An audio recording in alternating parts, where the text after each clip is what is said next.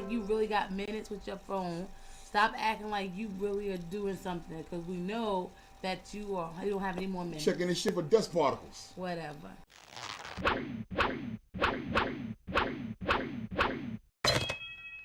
Welcome back to another episode of the Jah and Pint Show. I am your host, Half Pint. There's something in the air. So, Jah Webb. What the hell is wrong with Birdman? We're not talking about just one thing. And first of all, listen, the last couple of shows, you know, name. Put some respect on my name. We was talking about Prince, you know, and so wasn't nothing, you can't turn that into a joke, try to be funny about that because, I'm not going to relegate him to a punchline. But what happens is you look at Birdman and oh my God, see, this is going to be a problem in America. So what happens is, I don't know how he got that deal. No, not to say, I know how he got the deal, but I can't recall the young lady's name who got him this unprecedented $40 million distribution deal. And then he turned around and did not even want to pay her. What happened to that boy? Okay, so now he told her, take me to court, sue me. I'll pay you when I have to sue you. So now... Pay you when you have to sue you, or you pay you when No, excuse me, I'll pay you when I have to pay you. See, if you weren't acting and cutting up, I'd be able to get this. I'm not acting and cutting up. I'm doing to you what you do to me. No, I don't make bird noises and things no, like but that. you talk about Birdman, so every time you say Birdman, I'm going to say... Yeah, but that's not cool. I think that Baby is drinking the Kool-Aid when it comes to how gangster stuff and mob style is used in the corporate world. We saw we heard of stories with Suge and going into record labels and going to other artists and punking them and doing them dirty as far as not giving them and paying them what their royalties are. I think that, at some point, absolute power can be absolute corruption, and that's probably what he's getting a taste of, and that's what he's doing. Okay? And so she can't understand why he would treat her like that after she's done so much for him, because somebody else could have got that deal. So now, you don't pay your artists. You don't pay the people who cut your grass. Hey, you don't pay the landscaper. You won't pay the paper boy. You won't pay nobody. Well, if he's not paying the IRS, he may not have anything else. Oh, he's paying them. Well, at some point, I think that was really what it boils down to. He feels like he will pay who he wants to. When he became his own record label, he thought that he didn't have to answer to anybody. But he was on his own record label prior, wasn't he? But he didn't have distribution. If you don't have distribution, I don't care what you own. But he did have the distribution. He had the distribution with MTA. MTA, right? This is the deal, the $40 million distribution deal. Anything before that, he didn't have anything. It was this deal that put him on, and nobody else has been able to get a deal like that. And he didn't do it, she did it. Maybe they won't after the way they see how he does practice. But this turned him into the man. I mean, you come to, where you work at, that's where you eat, Yeah. And you walk in there with a bunch of goons, so I can imagine you walked in there with them cats. Are you paying them at least? Because when you walked in there with them, that made me think of the Freddie Fox thing. But as quickly as he walked in, he walked out. Yeah, but the thing is, he ain't coming there by himself, because if he was by yourself, you might have got punched in your face. Check this out, you're not coming into my house with that garbage. And I ain't the toughest cat in the world. I ain't no gangster, but you ain't gonna push me neither. You sound kind of gangster. No, you're not gonna push me, big. Not where I eat at. You know what? I will see you on your knees, man. Okay? And that's how that is. Because nobody can come into your house and do that to you. So how dare you come into another man's house and do that? Okay? I'd have tested your water right there. So now, let's get back to these business practices. I mean, you couldn't walk in a Hand Pint's house and let her do that to you. It's a territorial thing. Could a man come into your house where you eat at and treat you like that? Absolutely not. I mean, and so at that point, we got cameras rolling and all of this, that. They can see you threatening me. Let something happen to Charlemagne and see if they don't come get your black ass. So and on that level, that wasn't as bright. That was probably just for show. At some point, that had to be pure, unadulterated, whackness. And it was also, it was staged. Because you come in there with goons, you sit down, at the same time you on camera. You already know that you're not gonna do. What you're not gonna do. And you ain't speaking a lick of English anybody can understand. Because if you was gonna do it, it's like you said, you came to see him face to face. You didn't have to do it on the camera.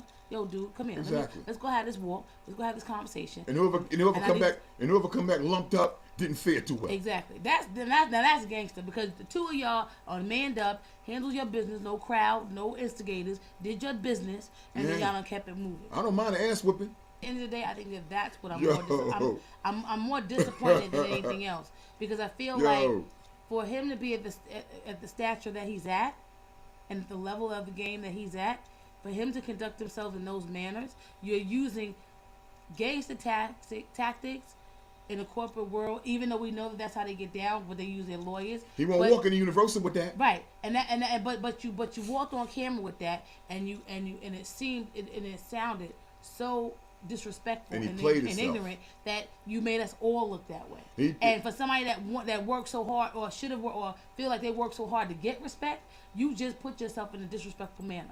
So now that no one's going to take you seriously. They've been rocking his fight. They've been rocking him for the last 3 weeks. Exactly. So so the very thing that you wanted to get out of that conversation is the very thing that you didn't get, and that's what. And again, put some respect on my name. And then again, it's reflective of what is wrong with our community and our culture right about now. So with that being said, I really think that. But you ain't pull up on Trick Daddy and Rick Ross like that. Did you pull up on Rick Ross?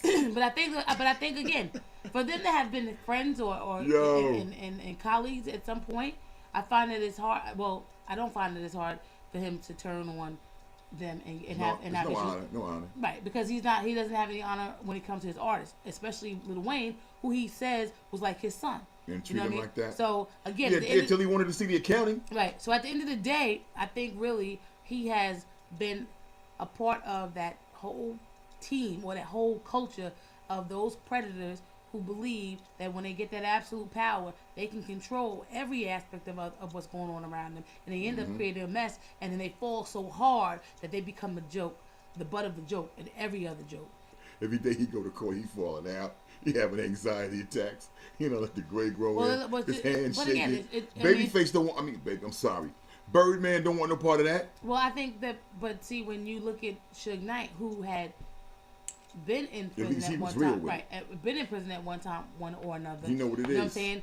He realized, like, yo, this ain't no place I'm not, to be. This is really, what I'm saying? I'm gangster, but I ain't that gangster. This ain't the spot. You know what I'm saying? I'm hard, but I ain't that hard. Whereas you look at Birdman, and I think that his situation, he hasn't gotten to that point yet. He don't think he can go to jail. Right. He hasn't gotten to that point yet to realize that, you know what I mean, that he could be that vulnerable. Let something happen to Charlamagne. Well, let something happen to any of them, because, we already know that there has been shots that have been assault or attempted assault on Lil Wayne. But the person that took responsibility for that was somebody that was rolling with one of his artists. You were very hostile this whole show. No, I'm just saying the whole thing is no. He got nothing to do with this. It's in general when people have this kind of a business practice, you can't sue them if you don't have any money, because a lawyer's not going to take the case if you don't have any money. So you got to find somebody that's willing to take the damn case and who's going to get paid later. So he knows exactly what he's doing, because many of these people have no recourse. They just got to wait. They can't. They're not going to get their money. I agree. And that's what's fucked up. But Suge Knight did the same thing. He did that with Harry O and his wife. Yeah, that's two people. I'm talking about all across the board. Right. But what I'm saying is that it's easy to do it with one person. It's definitely easy to do it with multiple people, because they feel like nobody's going to go after them, and they feel untouchable. And that's just one way that they start to feel like nobody can touch them. And then they start to go to other levels of that, where they start to think. They start to do more acts of crime and violence and all that kind of stuff. And now that he's called on the carpet, like others who have fallen before him, he is now taking that fall. And at the end of the day, the lesson that should be learned is that, you don't burn your bridges and bite the hand that feeds you. You do right by your artists, because if you do right by them, then they will also, everybody will prosper. This is a camp where everybody can get money. How many Bentleys can you drive? You know what I'm saying?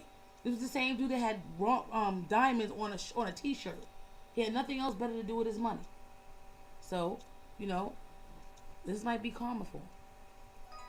Who knows? But anyway, thank you for coming out. Join us every Tuesday, rapstation.com. Hit us up at Jah and Pint Gmail, Jah and Pint Twitter, Jah and Pint Facebook. Let us know what you think about.